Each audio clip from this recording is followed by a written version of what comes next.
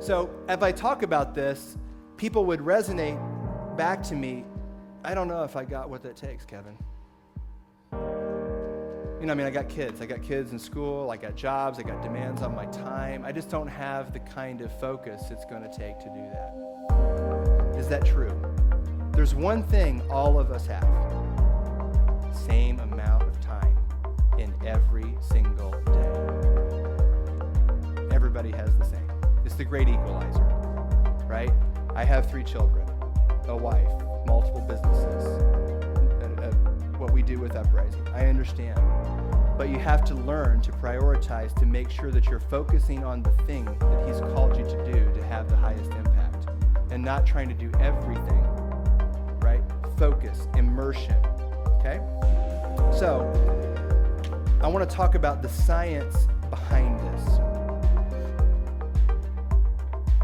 And I want to dispel a myth that everything we consider great in the world that we just established, world class, has anything to do with giftedness or someone's born innate ability.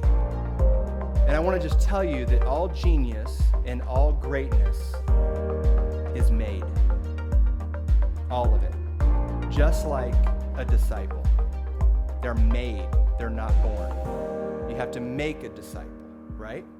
And so I want to prove to you very quickly that all of the stuff that we think about, we look at Tom Brady, we look at Michael Phelps and go, man, so talented, so gifted. What are they really? Really disciplined to do what they do. Were you born with the amazing ability to play like you play? Did you just come out of the womb with a 12-string guitar and amazing vocals? No. You have to work at it. And so if I could tell you that it's all myth, then we all got a shot. Does that make sense? No matter where we start, you got a shot. Jesus could take them young, old, middle-aged. He could take a couple of carpenters, a tax collector, and in 36 months of immersion-style learning, make them the best in the entire world at what they were doing. Okay? All right. So, it's already built in. What if I could show you a simple code that's built into your DNA that if you just exercised it would just by default produce the greatness you're looking for? Cool? And anybody can do it. And in fact, science will prove it. And it's simply a matter of biology, the way God made you to begin with. Short of his physical infirmity, which we know how to heal, there should be no excuse for not being able to do this, because it's hardwired in all of us. You curious yet? So I want to try to, for sake of time, I'm perusing my notes to help.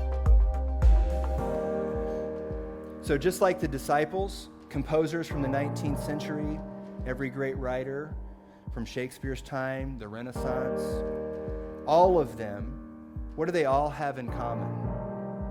They're all from one small little area. Most of them knew each other. And each of their victories or advances provoked the other one to take it a step further and a step further. That process of 2x2, one-upsmanship, it comes out most in athletic competition, right? Because we're always one-upping. That process is what the Bible calls catechizing. Train up a child in the way they should go. That word train is to do just this as a form of practice. Kenyan runners, Samoan athletes, German weightlifters. Why is it generationally these dang Kenyans can outrun everybody on the planet? They probably have an extra bone or something. It's probably something physical. And if we could define that bone that they have, or that genetic thing that they have, then guess what it does for the rest of us? A nice excuse that you don't have to run 26 miles a day, right? But doesn't it truly let us off the hook? Because if we can put it in the realm of genius, then we're not obligated to produce it, because that's just those special people. Okay? So it's grown, it's made, it's learned, it's duplicated.